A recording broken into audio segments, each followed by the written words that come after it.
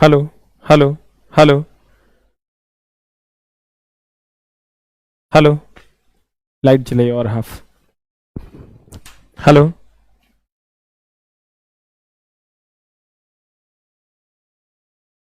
Hello.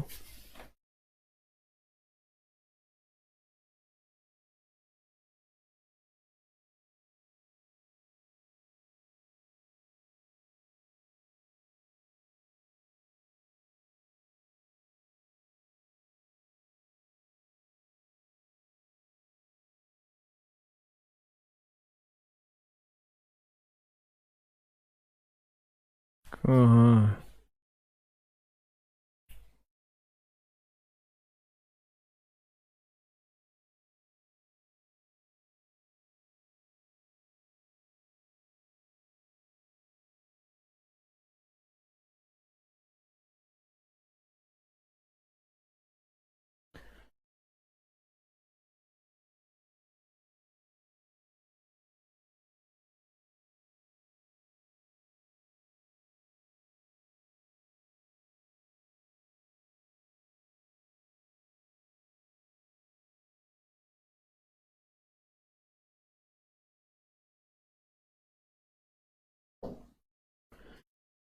आवर्त सारणी।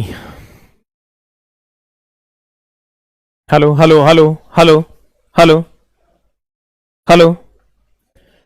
सबको मेरा प्रणाम है सर, नमस्कार है। आवर्त सारणी दैट इज पीरियोडिक प्रॉपर्टीज, इससे पहले कल हम लोग यहां तक पढ़े थे।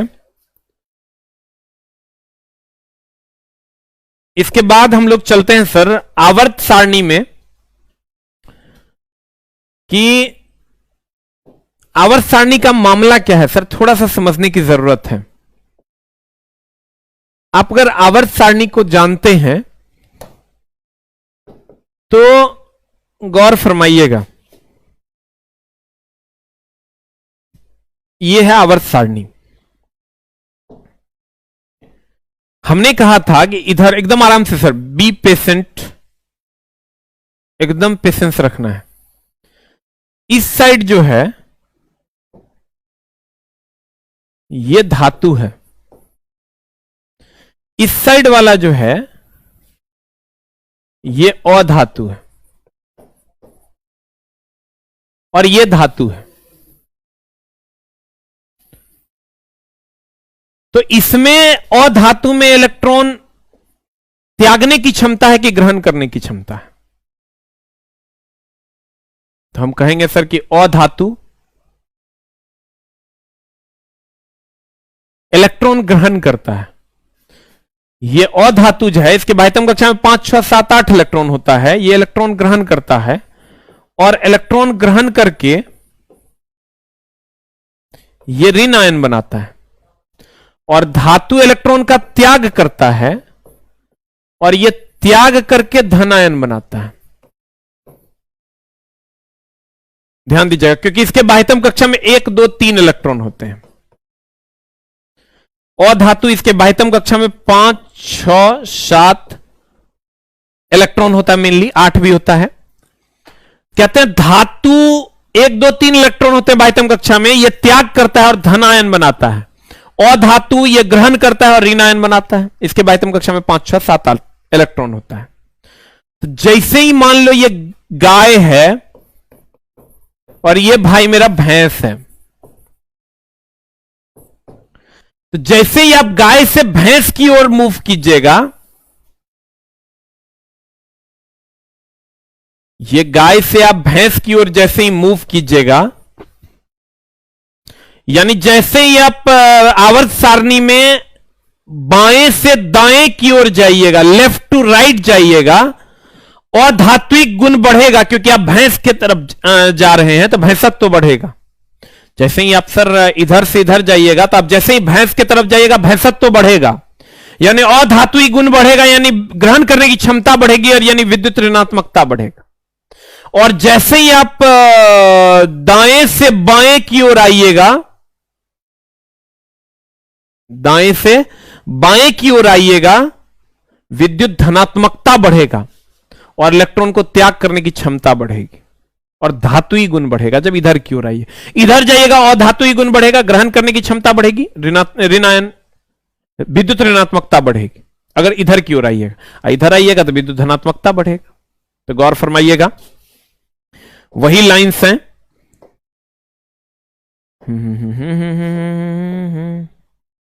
कहता क्या है कि आवर्त सारणी की अगर हम बात करें पीरियोडिक टेबल में बाएं से दाएं जाने पर, बाएं से दाएं मतलब ये पीरियोडिक टेबल है, इसमें बाएं से दाएं इधर जाने पर धात्विक गुण विद्युत धनात्मकता इलेक्ट्रॉन त्यागने की क्षमता घटती है। इधर से इधर जब जाइएगा तो विद्युत धनात्मकता इलेक्ट्रॉन त्याग करने की क्षमता घटती है, क्योंकि विद्युत ऋणात्मकता बढ़ती है। नहीं समझे? एकदम आराम से चला।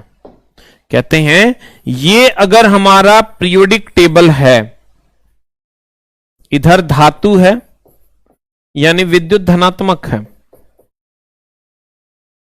इधर अधातु है यानी विद्युत ऋणात्मक है।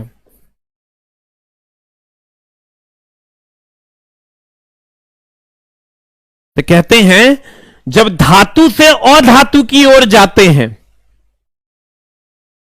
तो विद्युत ऋणात्मकता बढ़ता है, और जब अधातु से धातु की ओर जाते हैं तो विद्युत धनात्मकता बढ़ता है। तो कहते हैं सर कि जब आवर्त में, जब पीरियोडिक टेबल में बाएं से दाएं जाने पर, यह बायां है, इससे दाएं की ओर जाने पर क्या होगा? दाएं ओर जाएंगे तो विद्युत ऋणात्मकता बढ़ेगा, विद्युत धनात्मकता घटेगा। तो कहते हैं विद्युत धनात्मकता यानी इलेक्ट्रॉन त्यागने की क्षमता घटती है। ऑब्वियसली इधर जाएंगे त्यागने की क्षमता घटेगी, क्योंकि ग्रहण करने की क्षमता बढ़ रही है। और आवर्त सारणी में बाएं से दाएं जाने पर अधात्विक गुण यानी विद्युत ऋणात्मकता ग्रहण करने की क्षमता बढ़ती है। इधर से इधर जब जाएंगे तो अधात्विक गुण या विद्युत ऋणात्मकता बढ़ती है, अधात्विक गुण और विद्युत ऋणात्मकता बढ़ती है। क्लियर? अब ध्यान दीजिएगा सर, अगर हम हीरा की बात करें, हीरा सबसे अधिक कठोर होता है, जितना भी तत्व है सबसे अधिक कठोर हीरा होगा। इसका मतलब इसका क्वथनांक भी ज्यादा होगा, इसका गलनांक भी ज्यादा होगा, अधिक टेम्परेचर पर खोलेगा और अधिक टेम्परेचर पर गलेगा। तो कहते हैं सर हीरा वह अधातु है जिसका मेल्टिंग पॉइंट यानी गलनांक बिंदु और क्वथनांक बिंदु सबसे अधिक होता है। टंगस्टन का नाम सुने होंगे सर, इसका भी गलनांक बिंदु और क्वथनांक बिंदु इस धातुओं में सबसे अधिक होता है। हीरा अधातु में सबसे अधिक क्वथनांक और गलनांक हीरा का, और धातु में सबसे अधिक क्वथनांक और गलनांक किसका? टंगस्टन का। यूरेनियम का नाम सुने होंगे सर, इसको सफेद कोयला व्हाइट कोल कहते हैं। हेलोजन में सबसे कम क्रियाशील है सर आयोडीन। ये जो कहते हैं ना फ्लोरीन, क्लोरीन, ब्रोमीन, आयोडीन, स्टेटीन, इसमें सबसे कम क्रियाशील है सर आयोडीन, और सबसे अधिक है सर फ्लोरीन। ये आपको याद रखना होगा। गैलियम तथा सीजियम हथेली पर पिघल जाता है, ऑलरेडी हम आपको बता चुके हैं। सबसे अधिक अगर आपको कहेगा कि बताओ कि तत्वों में, ध्यान दीजिएगा सर, बताओ कि तत्वों में सबसे अधिक क्रियाशील कौन? ध्यान दीजिए, सबको प्रणाम है सर, बट एकदम कंसंट्रेट हो जाइए, क्योंकि अब अंतिम घड़ी आ चुकी है। अब यहां से जिंदगी है या तो जन्नत या तो मौत है आपकी जिंदगी, इसलिए तैयार हो जाइए फुल कंसंट्रेशन के साथ। अगर हम तत्वों की बात करें, किसकी बात करें सर? तत्वों की बात करें तो तत्वों में सबसे अधिक कठोर होता है हीरा, और धातु में सबसे अधिक कठोर होता है प्लेटिनम, लेकिन सबसे अधिक गलनांक होता है और क्वथनांक टंगस्टन का। ये ध्यान रखना। यूरेनियम को सफेद कोयला कहते हैं। यूरेनियम को क्या कहते हैं सर? सफेद कोयला के नाम से जानते हैं। और हेलोजन में सबसे कम क्रियाशील आयोडीन है और सबसे अधिक फ्लोरीन है। गैलियम और सीजियम ऑलरेडी बता चुके हैं सर, ये हथेली पर पिघल जाता है। धातु अधातु उपधातु तो सर, अरे देखिए बोर्ड पे पूरा नहीं दिख रहा है क्या? दिख तो रहा है। धातु अधातु और उपधातु के बारे में हम सर ऑलरेडी आपको बता चुके हैं। धातु किसको कहते हैं? अगर नहीं जानते हैं सर तो ऑलरेडी आपको छोटी छोटी मगर मोटी बातों में बता चुके हैं, लेकिन आप तो हमको गरियाइएगा लेकिन क्लास नहीं खींचेगा रेगुलर। अगर बाह्यतम कक्षा में 1 2 3 इलेक्ट्रॉन होगा तो ये धातु होगा और ये इलेक्ट्रॉन का त्याग करेगा, और अगर बाह्यतम कक्षा में 5 6 7 8 इलेक्ट्रॉन होगा तो ये अधातु होगा, और अधातु होगा तो ये इलेक्ट्रॉन ग्रहण करेगा। अगर 1 2 3 होगा तो ये धातु होगा, ये इलेक्ट्रॉन का त्याग करेगा, और 5 6 7 8 होगा तो ये अधातु होगा, ये इलेक्ट्रॉन ग्रहण करेगा। और त्याग करेगा तो विद्युत धनात्मक बनाएगा, ग्रहण करेगा तो ऋणात्मक बनाएगा। ग्रहण करेगा तो क्या बनाएगा? ऋणात्मक बनाएगा। और 4 होगा तो उपधातु। आपको कहेगा धातु जिसके बाह्यतम कक्षा में 1 2 3 इलेक्ट्रॉन हो और जो त्याग करता हो, और जो सर त्याग करेगा इसका मतलब धनात्मक होगा। सबसे पहला धातु कहेगा तो कॉपर, सबसे अधिक प्रयोग किया जाने वाला धातु कहेगा तो आयरन। सबसे पहला धातु, प्रथम धातु, लड़का इसमें आयरन मार देता है सर, लेकिन आंसर होगा सर सर्वप्रथम प्रयोग की जाने वाली धातु तांबा। सबसे अधिक प्रयोग की जाने वाला धातु लोहा। और अगर हम बात करें सर मानव शरीर में सबसे अधिक कैल्शियम। ये सब धुआं झाड़ पहले से ही हम पढ़ाते आ रहे हैं सर। इसके बाह्यतम कक्षा में 1 2 3 इलेक्ट्रॉन, किसके बाह्यतम कक्षा में? धातु के बाह्यतम कक्षा में। त्याग करके धन आयन बनाने की प्रवृत्ति। हाइड्रोजन के बाह्यतम कक्षा में 1 इलेक्ट्रॉन होते हुए भी सर ये धातु नहीं बल्कि अधातु है। हाइड्रोजन एकमात्र अपवाद है जिसके बाह्यतम कक्षा में 1 इलेक्ट्रॉन है, फिर भी ये धातु नहीं है, अधातु है। मनुष्य द्वारा सर्वप्रथम उपयोग की जाने वाली धातु है तांबा, और मनुष्य द्वारा सर्वाधिक उपयोग की जाने वाली धातु है लोहा। ध्यान दीजिएगा सर, मनुष्य द्वारा सर्वप्रथम प्रयोग की जाने वाली धातु तांबा, और सबसे मनुष्य द्वारा सर्वाधिक उपयोग की जाने वाली धातु लोहा। सारी बात जान लीजिए, जब पढ़ा रहे हैं ना, इससे बाहर एक को क्वेश्चन नहीं जाएगा। एक क्वेश्चन बहुत हो गया अगर चल भी जाएगा तो। इसलिए सर पढ़िए, एकदम फायदा होना है इसकी गारंटी। क्योंकि सर अगर 512 पेज से रिजल्ट नहीं होना है तो एक मतलब जो तोरास नहीं बनेगा, केकरो से नहीं बनेगा। लाइन बाय लाइन हम पढ़ा रहे हैं। कहते हैं, ध्यान दीजिएगा, हाइड्रोजन के बाह्यतम कक्षा में 1 इलेक्ट्रॉन होते हुए भी यह धातु नहीं, क्या है? अधातु। मनुष्य द्वारा सर्वप्रथम उपयोग की जाने वाली धातु है तांबा, और मनुष्य द्वारा सर्वाधिक उपयोग की जाने वाली धातु है लोहा। और मानव शरीर में सर्वाधिक मात्रा में पाई जाने वाली धातु कौन है? कैल्शियम। आई भूपरपट्टी पर धातुओं का क्रम पहले ही चैप्टर में पढ़ा चुके हैं सर। सबसे अधिक अल्युमिनियम, उससे कम आयरन, उससे कम कैल्शियम, उससे कम सोडियम। अब सबसे हल्की धातु लिथियम, सबसे भारी धातु ओस्मियम, सबसे कठोरतम धातु प्लेटिनम, और द्रव अवस्था में पाई जाने वाली धातु पारा। और सर पारा को पारा रस क्विक सिल्वर, या एक और लिख सकते हैं द्रव धातु के नाम से जानते हैं। द्रव धातु के नाम से जानते हैं, ठीक है। आई सब ऑलरेडी सर हम आपको बता चुके। तो वो बोला लगाइए, और सिग्नल का प्रॉब्लम होगा, रुकिए।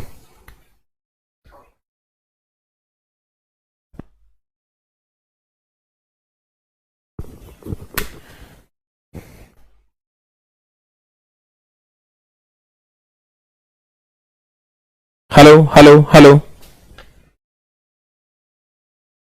जेब में था ना इसलिए देखिए ऑन है। हेलो हेलो, अब देखिए सर, इसको हम पारा को पारा रस क्विक सिल्वर या द्रव धातु कहते हैं। अब देखिए, आप पढ़े होंगे अगर सर अमलगम पढ़े होंगे। माइक देख लेते हैं सर, प्रॉब्लम होगा, नया माइक मंगवाए हैं, अगर फिर भी प्रॉब्लम होगा तो रिटर्न कर देंगे। सर देखिए, पारा में कुछ भी मिला दीजिए,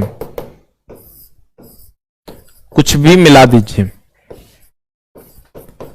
अमलगम का निर्माण करेगा।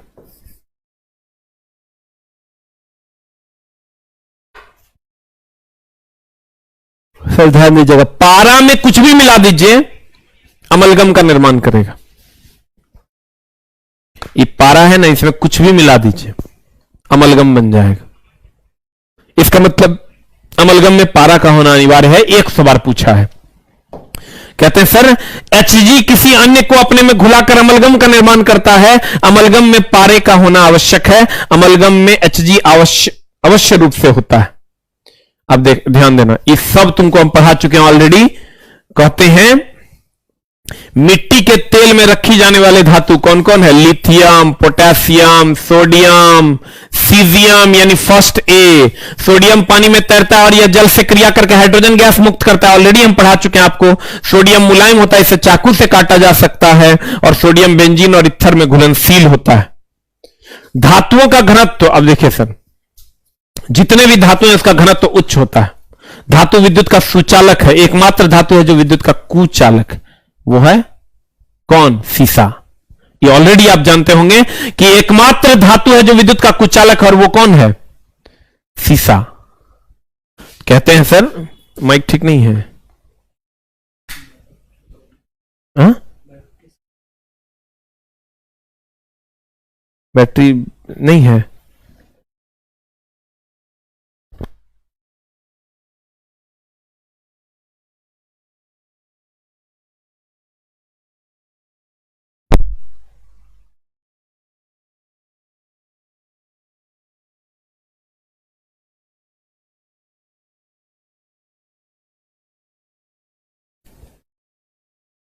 हेलो हेलो हेलो हेलो,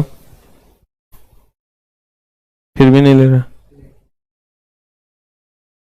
तब तक दूसरा माइक वो वाला है ना, वो लगा दीजिए।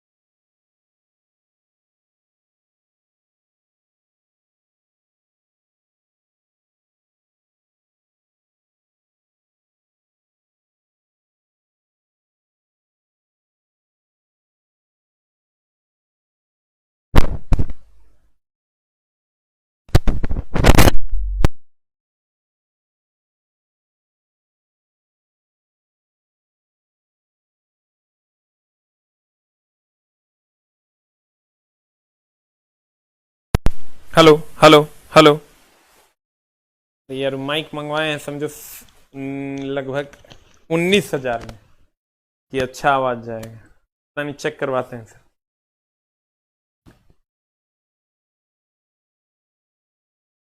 हाँ सर, वही कर दी। देखिए, धातु का घनत्व तो सर उच्च होता है तथा यह विद्युत का सुचालक होता है। एकमात्र अपवाद है सर सीसा, यह विद्युत का कुचालक है। सब लगभग जानता है। घनत्व का क्रम सबसे कम तांबा का, उससे ज्यादा सीसा, उससे ज्यादा सोना, और सबसे ज्यादा होता है प्लेटिनम का। अब कहते हैं धातुएं अम्ल से क्रिया करके कौन गैस मुक्त करती है? ऑलरेडी तुमको हम बता चुके हैं, जब भी धातु अम्ल से विक्रिया करेगा हाइड्रोजन गैस देगा। ये मेटल है, मेटल बोले तो मेटल मतलब धातु। एम फॉर मेलेबिलिटी, अधात्वर्धनीयता का गुण होना चाहिए, यानी पीठ के चादर बनना चाहिए। ई फॉर इलास्टिसिटी, लचीलापन होना चाहिए। टी फॉर टेंसाइल, खींचकर तार बना सकते हैं। एलवाई यानी मिश्र धातु बनना चाहिए। लस्चर यानी चमक होना चाहिए। स्ट्रेंथ मतलब मजबूती, कुछ खास नहीं है, बकवासगिरी समझ लो, कोई काम नहीं है इसका। अब ठीक है, धातु के ऑक्साइड, देखो यहां पर दो बातें ऑलरेडी, पॉइंट भी हम तुमको पढ़ा चुके हैं। धातु के ऑक्साइड क्षारीय होते हैं, नहीं याद होगा तो याद करना। धातु के जो ऑक्साइड होते हैं वो क्षारीय होते हैं, और अधातु के ऑक्साइड अम्लीय होते हैं। अधातु के ऑक्साइड जो होते हैं वो अम्लीय होते हैं। तुमको हम बताए थे अ होता है, अधातु अम्लीय, अधातु अम्लीय, अधातु अम्लीय। और धातु के ऑक्साइड क्या होंगे? क्षारीय, अधातु अम्लीय। ठीक है, अब ध्यान देना। कहते हैं सर अधातु के ऑक्साइड अम्लीय होते हैं, तो धातु के ऑक्साइड क्या होंगे तब? क्षारीय। ZnO, ध्यान देना चला।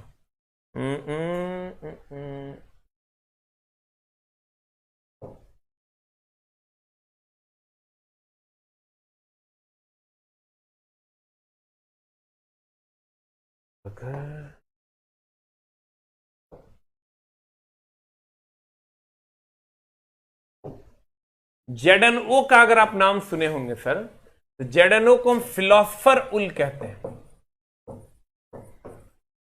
फिलोसफर उल या यशद पुष्प या दार्शनिक पुष्प कहते हैं। ध्यान देना। चला, जड़नों को फिलोसफर उल या यशद पुष्प या दार्शनिक पुष्प कहते हैं। जड़नों को क्या कहते हैं सर? जड़नों को फिलोसफर उल यशद पुष्प या दार्शनिक पुष्प कहते हैं। और अगर आप ढलवा लोहा की बात करते हैं सर, ढलवा लोहा की बात करते हैं तो ढलवा लोहा में सबसे अधिक कार्बन होता है 2 से 5%। और ये जो पिटवा लोहा है, ढलवा लोहा बोलो या बूंदा लोहा बोलो, पिटवा लोहा में सर 0.12% टू 0.25% कार्बन होता है।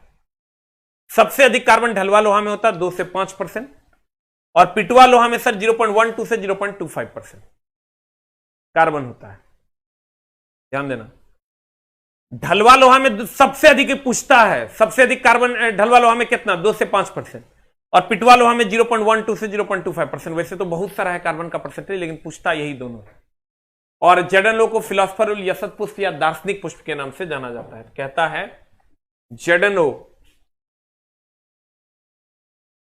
जड़नों को फिलोसफर उल, जड़नों को फिलोसफर उल, जड़नों को सर फिलोसफर उल या यशद पुष्प के नाम से जानते हैं, या यशद पुष्प के नाम से जानते हैं। कहता है जड़नों को फिलोसफर उल या यशद पुष्प कहते हैं। इसी में लिख लो या दार्शनिक पुष्प भी कहते हैं। दार्शनिक पुष्प कहते हैं। ढलवा लोहा लोहा का शुद्ध रूप है, पिटवा लोहा लोहा का शुद्ध रूप है। ढलवा लोहा लोहा का शुद्ध रूप होता है तथा इसमें कार्बन की मात्रा अधिक होती है 2 से 5%, और पिटवा लोहा जिसको आप रॉट आयरन कहते हैं लोहा का शुद्ध रूप है। इसमें कार्बन सी की मात्रा कम होती है, लगभग 0.12 से 0.25%। इस्पात को एक मिश्र धातु है जिसे सामान्यतः बेसेमर विधि द्वारा बनाया जाता है, ये आपको याद रखना है। अब ध्यान दीजिएगा सर,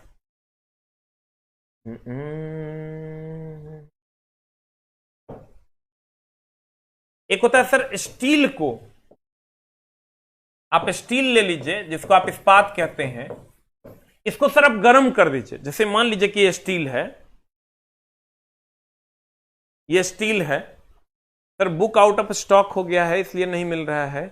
बुक मतलब आउट ऑफ स्टॉक है, सुबह से ही नहीं मिल पा रहा होगा, तो सर ये रात में फिर छपेगी तो आपको कल से मिल पाएगी। कहते हैं अगर ये सर स्टील है, इतना अंदाजा नहीं था हमको भी, इतना प्रैक्टिस सेटर चला, इतना अंदाजा नहीं था कि भौकाली आ जाएगा, इसलिए मामला गड़बड़ा गया। अगर ये स्टील है, इसको तुम गर्म कर दो और धीरे धीरे ठंडा करो, यह प्रक्रिया तापानुशीतलन एनीलिंग कहलाती है। ये पूछता है स्टील को गर्म करके धीरे धीरे ठंडा करने की प्रक्रिया तापानुशीतलन एनीलिंग कहलाती है। स्टील को गर्म करके धीरे धीरे ठंडा करने की प्रक्रिया जो है सर, ये तापानुशीतलन एनीलिंग कहलाती है।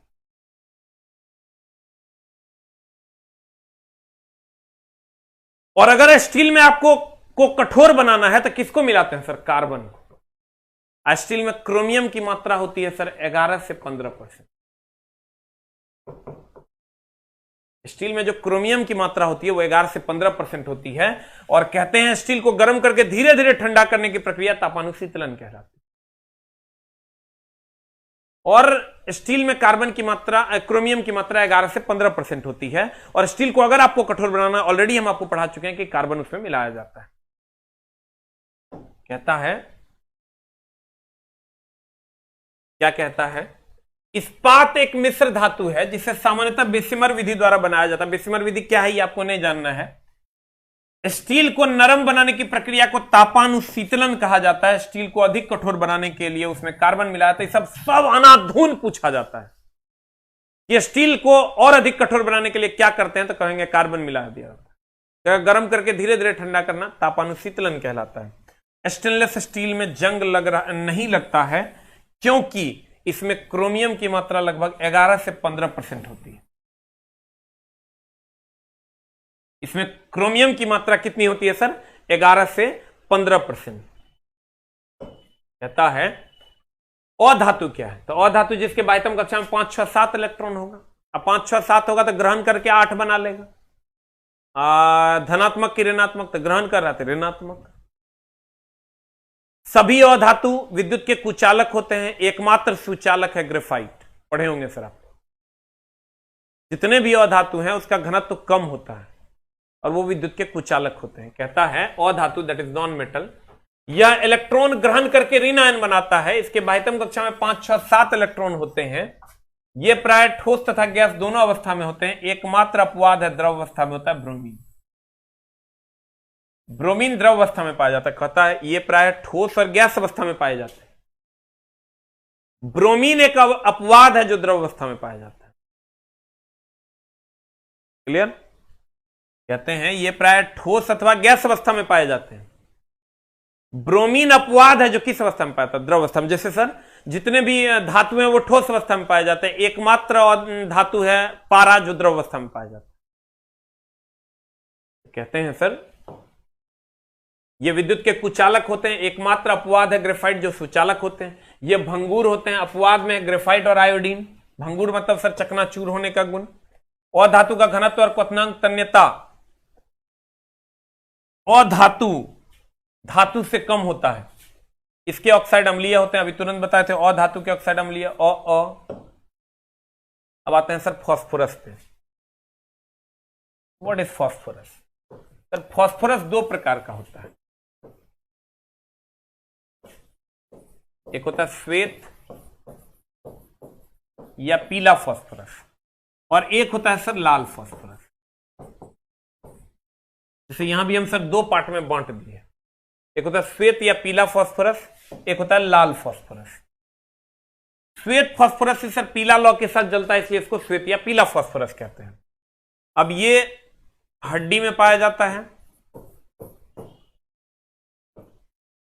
और ई जो है ना सर लाल फास्फोरस माचिस की तीली में पाया जाता है।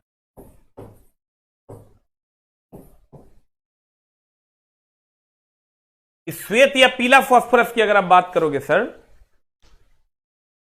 ध्यान दीजिएगा। हेलो में सर, हाँ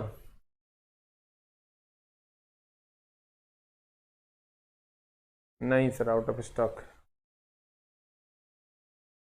रात तक में आएगा।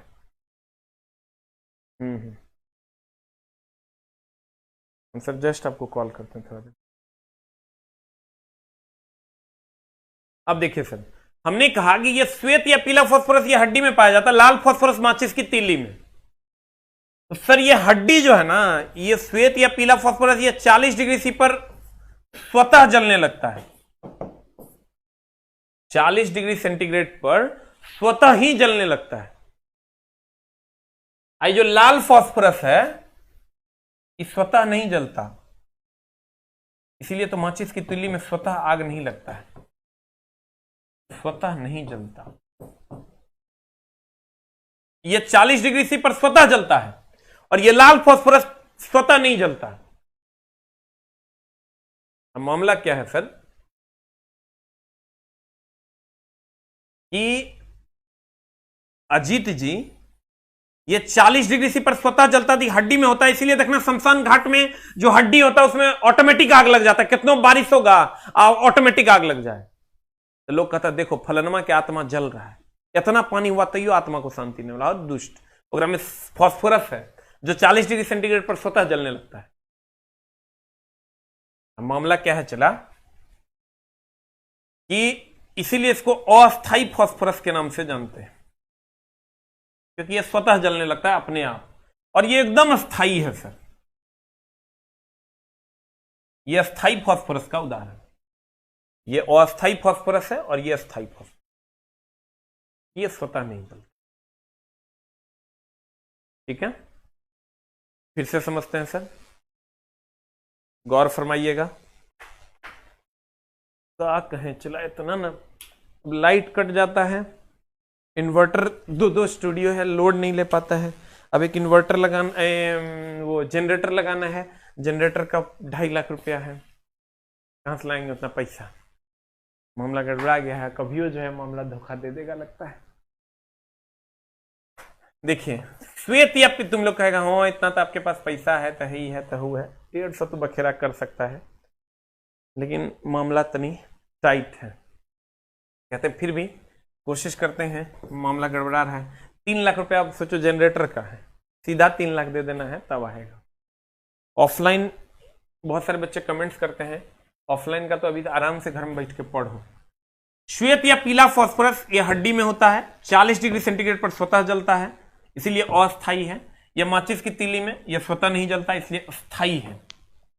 पढ़िए सर, श्वेत या पीला फास्फोरस, यह श्वेत फास्फोरस पीली रोशनी के साथ जलता है इसलिए पीला फास्फोरस, या पीला रोशनी के साथ जलता है इसलिए इसे पीला फास्फोरस भी कहते हैं। यह 40 डिग्री सेंटीग्रेड पर स्वतः जलने लगता है इसलिए इसे अस्थायी फास्फोरस, उसे अस्थायी फास्फोरस कहते हैं, अस्थायी नहीं अस्थायी, अस्थायी फास्फोरस कहते हैं। यह हड्डी में पाया जाता है, इसे पानी में डुबा कर रखते हैं क्योंकि यह अस्थायी है, अपने आप आग लग जाएगा इसलिए इसको पानी में डुबा कर रखते हैं। इसकी गंध लहसुन के समान होती है। ये कहता है गंध फंदने पूछता है, ये गंधहीन होता है। इस कहता है यह स्वतः नहीं जलता इसलिए यह अस्थायी है, स्टेबल है। इस स्वतः नहीं जलता इसलिए यह स्टेबल है। इसका उपयोग माचिस की तीली में और बारूद बनाने में करते हैं। यह गंधहीन होता है। राइट इट डाउन, इसको ठीक कर लेना चला। यह 40 डिग्री सेंटीग्रेड पर स्वतः जलने लगता है इसलिए उसे अस्थायी फास्फोरस, अनस्टेबल फास्फोरस कहते हैं। और यह स्वतः नहीं जलता इसलिए अस्थायी कहते हैं। यह हड्डी में पाया जाता है, इसे पानी में डुबा कर रखते हैं। वो जो कहते हैं फास्फोरस पानी, फॉस से फास्फोरस, फॉस से पानी। सर फिर से समझ लीजिए, कहते हैं फास्फोरस 2 प्रकार का, एक श्वेत या पीला फास्फोरस। श्वेत फास्फोरस को ही पीला फास्फोरस कहते हैं क्योंकि यह स्वतः जलता है। यह हड्डी में होता है, 40 डिग्री सेंटीग्रेड पर स्वतः जलने लगता है इसलिए इसको हम अस्थायी कहते हैं, एकदम अस्थायी कहते हैं। झोल झालने दिमाग में रखना, ये हमारी किताब है। माचिस की तिल्ली में स्वतः नहीं जलता इसलिए इसको हम अस्थायी फास्फोरस के नाम से जानते हैं। इसकी गंध लहसुन के जैसी होती है और यह गंधहीन होता है, इसलिए हड्डी देखता है ले जाता है, लहसुनैन लहसुनैन गंध आता है।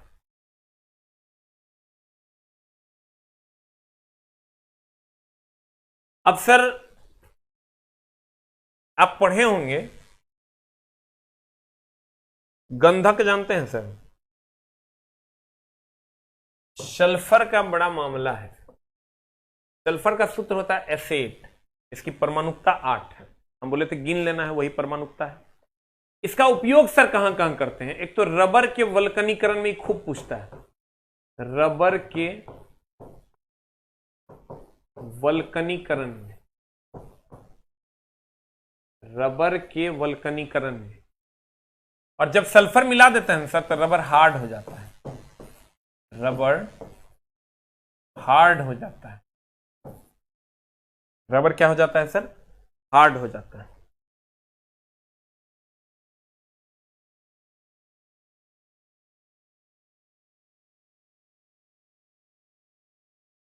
तुम लोग अपने में काहे लड़ते रहता है दुष्ट?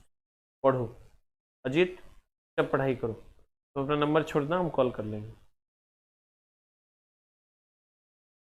अब ध्यान देना, रबर के वल्कनीकरण में सल्फर का उपयोग कहते हैं। सल्फर में, रबर में सल्फर मिला देना वल्कनीकरण कहलाता है, रबर को हार्ड बनाता है। इसका उपयोग सर मलहम, ड्रग्स का टिकिया यानी गोली, जिसको आप गोली हम लोग जो खाते हैं उसको हम ड्रग्स का टिकिया, ड्रग्स मतलब वो ड्रग्स नहीं होता, ड्रग्स मतलब दवाई होता है। ड्रग्स की टिकिया, मलहम, ड्रग्स की टिकिया इत्यादि में प्रयोग करते हैं हम इसका। उसके बाद महिलाएं जो अपना बाल सीधा करती है, देखता है वो सिल्की सिल्की हेयर, गांव घर में अगर तुम देखा होगा एकदम सिल्की सिल्की हेयर रहता है। वो जो सिल्की सिल्की हेयर तुम देख रहा है ना, केकरा से? सल्फर से। केकरा से? सल्फर से। कहते हैं महिलाएं अपने बाल को सीधा करने के लिए सर सल्फर का उपयोग करती है। सल्फर के उपयोग से वो महिलाएं अपना बाल सीधा करती है। कहते हैं सर प्राकृतिक रबर में गंधक मिला देने पर रबर की मजबूती इलास्टिसिटी बढ़ जाती है तथा कठोर हो जाता है। और प्राकृतिक रबर में गंधक मिलाने की प्रक्रिया वल्कनीकरण, खूब पूछता होगा सर, वुल्केनाइजेशन, कभी कभी इंग्लिश वर्ड को भी हिंदी में लिख देता है। गंधक के एक अणु में इसके 8 परमाणु होते हैं, अतः इसका आणविक सूत्र S8 होता है। गंधक का उपयोग औषधि जगत में भी किया जाता है, जैसे मरहम जिसको आप मलहम कहते हैं, सल्फर ड्रग्स का टिकिया इत्यादि। आजकल सल्फर का उपयोग ब्यूटी पार्लरों वालों में एक विशेष प्रकार की बालों में एक विशेष प्रकार की आकृति प्रदान करने के लिए किया जाता है। ब्यूटी पार्लर में सर महिलाएं बालों में एक विशेष आकृति अर्थात सीधा करने के लिए इसका उपयोग करते हैं। मलहम में तो करवे करते हैं, ड्रग्स का टिकिया यानी गोली बनाने में करते हैं। रबर में सल्फर मिला दीजिएगा तो वल्कनीकृत हो जाएगा। अब उपधातु सर, उपधातु की अगर बात करोगे 7 उपधातु है।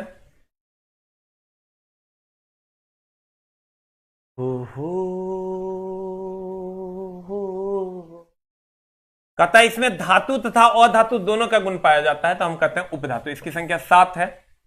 अब जो इसकी संख्या 7 है वो कुछ इस कदर है।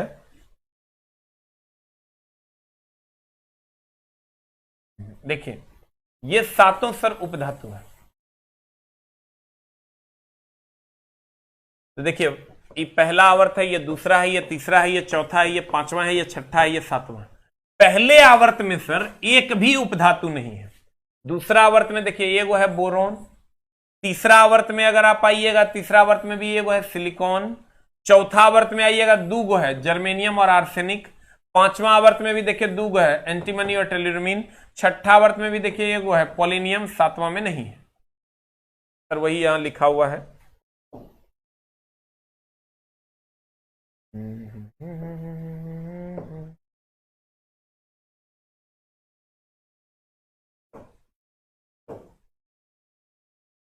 इसमें धातु और अधातु दोनों का गुण पाया जाता है। इसकी संख्या 7 है। पहले आवर्त में उपधातु की संख्या 0 है, 1 भी नहीं है। दूसरा में सर 1 है बोरोन। तीसरा में 1 है सिलिकॉन। चौथा में 2 है जर्मेनियम और आर्सेनिक। 5वां में भी 2 है एंटीमनी और टेलुरिमिन। छठा में सर 1 मात्र है पोलिनियम। तो टोटल हो गया 1 2 2 4 2 6 1 7। तो उपधातु की संख्या अगर कहेगा तो कितना मार देना है? 7। वैसे 7 6 में अब नहीं फंसाना चाहिए, पिछले बार फंसाया था, लेकिन तुम्हारा इतना काम हो जाएगा। The next one is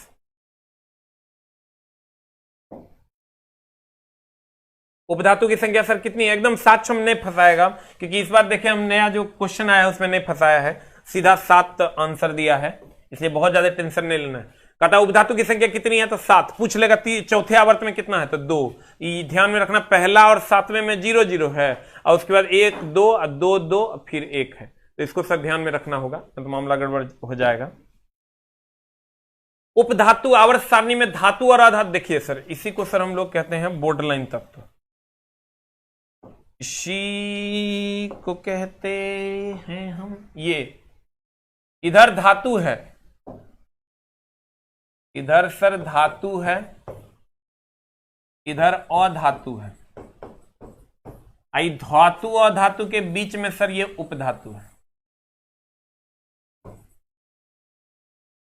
इसको सर ये हो गया इंडिया, ये हो गया पाकिस्तान, बीच में ही सरहद है सर, बॉर्डर है।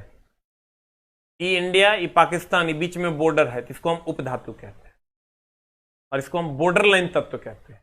ये जो उपधातु है ये बॉर्डर है, और इस पर जो तत्व है इसे बॉर्डर लाइन तत्व कहते हैं, जिसमें boron, silicon, germanium, arsenic, antimony, tellurium और पोलिनियम। इसकी संख्या कितनी है? 7 है। कहता है याद नहीं करना है, खाली संख्या पूछता है, आज झूठे की याद करेगा तो तुम जानो।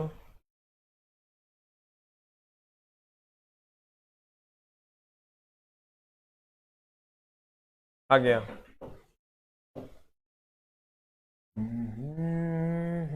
देखो कहते हैं उपधातु आवर्त सारणी में धातु और अधातु को अलग करता है। उपधातु जिस रेखा पर स्थित होता है उसे बॉर्डर लाइन कहते हैं, क्योंकि यह धातु और अधातु के बीच एक बॉर्डर है। अल्युमिनियम, जिंक एंड सीसा के ऑक्साइड Al2O3, ZnO, PbO2 आदि उभयधर्मी है, अर्थात अम्लीय और क्षारीय दोनों का गुण रखता है। ऑलरेडी हम आपको पढ़ा चुके हैं कि Al2O3, ZnO, PbO2 ये उभयधर्मी है, नहीं पढ़ाए हैं? पीछे एसिड बेस एंड सॉल्ट में आपको सर पढ़ाए हैं। एसिड बेस एंड सॉल्ट अगर आप पढ़े होंगे सर तो उसमें हमने ये चीज पढ़ाई है आपको। अब है मिश्र धातु सर ऑलरेडी आप जानते होंगे सर। ये पीतल पूछता है, पीतल को क्या कहते हैं सर? कॉपर और जिंक का ये परसेंटेज नहीं भी याद रखेगा चलेगा। कॉपर और जिंक को मिला के होता है, इसमें तार, मशीनों के पुर्जे, बर्तन के रूप में उपयोग करते हैं। आया रे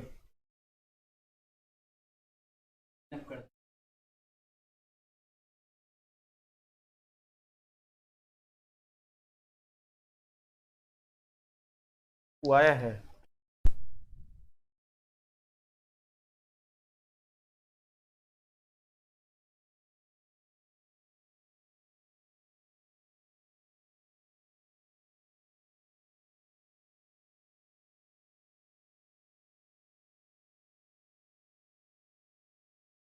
अभी गाड़ी खुल गया 2000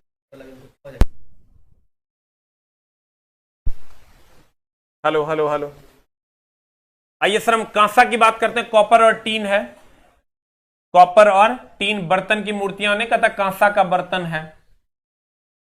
कृत्रिम सोना, कॉपर, अल्युमिनियम, मुद्रा धातु, कॉपर, टीन, फास्फोरस, मुद्रा बनाने में गन मेटल, कॉपर, टीन और जिंक। खाली परसेंटेज नहीं याद रखना, कंपोजिशन एकदम याद करना, खूब पूछता है। बेल मेटल, कॉन्स्टेंटन तो इस बार पूछा था एकदम नया टाइप का। Monal metal, German silver, German silver है लेकिन इसमें सिल्वर नहीं होता है, खाली कॉपर, निकेल, कॉपर, मैंगनीज और निकेल होता है। डच मेटल, मैग्नीशियम, ये सब याद नहीं करना है, हम दे दिए हैं बट याद मत करना। ड्यूरेलमिन याद कर सकता है, अल्युमिनियम ब्रॉन्ज याद कर सकता है। लगभग इसमें सर छांटना मत, नाइक्रोम वगैरह तो खूब पूछता है। उसके बाद सोल्डर एकदम पूछता है, एल्निको भी पूछता है, इसलिए सबका कंपोजिशन एकदम आपको याद रखना चाहिए। मैंगनीज ये नहीं भी याद रखिएगा तो चलेगा, लेकिन कभी हो सकता है पूछ दिया तब मामला गड़बड़ा जाएगा। मैंगनीज स्टील, क्रोमियम स्टील ये सब नहीं पूछेगा, एकदम नहीं पूछेगा, इसकी गारंटी है। सर आप कहिएगा सर कौन कौन सा टिक मरवा दीजिए, हम आपको टिक मरवा देते हैं सर, उतना आप जरूर याद रखिएगा। एगो पीतल खूब पूछता है, कांसा खूब पूछता है, मुद्रा धातु, गन मेटल नहीं पूछेगा, बेल मेटल पूछता है सर, कॉन्स्टेंटन पूछता है, उसका जर्मन सिल्वर में सिल्वर नहीं होता ये पूछता है, बाद बाकी नहीं पूछता है। उसके बाद एल्युमिनियम ब्रॉन्ज सब नहीं पूछता है। नाइक्रोम, सोल्डर, एल्निको, बस इतना अगर आप याद रखते हैं तो आपका काम हो जाएगा। ठीक है, तो ये था आपका सर पीरियोडिक टेबल। अब आप इसका सवाल बनाइए सर, आपका क्वेश्चन बन जाएगा। ठीक है, धातु जिसके बाह्यतम कक्षा में 1 2 3 इलेक्ट्रॉन होगा वो त्याग करेगा, धन आयन बनेगा धातु, और जिसके बाह्यतम कक्षा में 5 6 7 8 इलेक्ट्रॉन रहेगा वो ग्रहण करेगा, अधातु 4 रहेगा तो उपधातु। ठीक है, थैंक यू वेरी मच। मिलते हैं हम लोग सर अगले क्लास में मंडे को। The name of the chapter is कार्बनिक रसायन। Thank you very much.